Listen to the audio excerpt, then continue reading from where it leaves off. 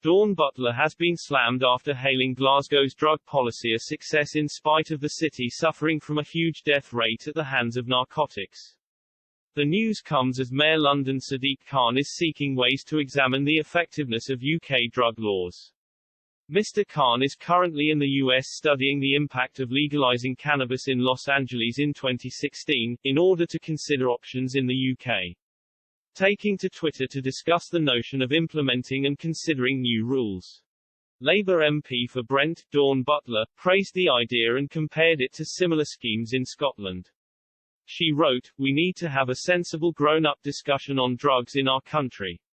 We need a public health approach to tackle crime. It worked in Glasgow, it'll work in London. This is a good first step." However, the Shadow Secretary of State for Women and Equalities was slammed over her comparison to Glasgow. Ron Reg 0807 taking to Twitter wrote, "Worked in Glasgow.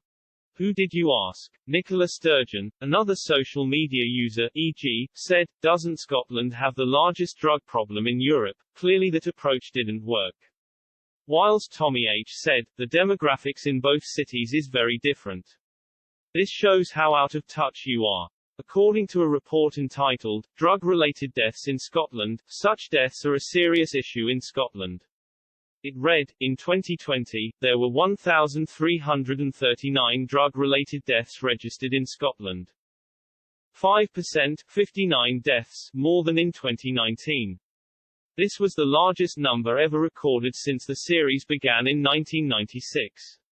The number of deaths has increased substantially over the last 20 years. There were 4.6 times as many deaths in 2020 compared with 2000.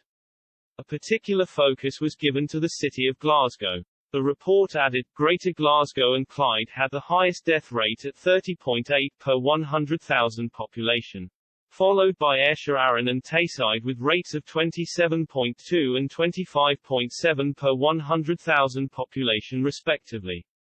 According to the Scottish Government, figures improved slightly in 2021.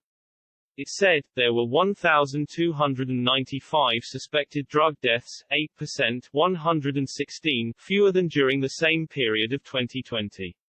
Males accounted for 73% of suspected drug deaths. This compares with 76% during 2020.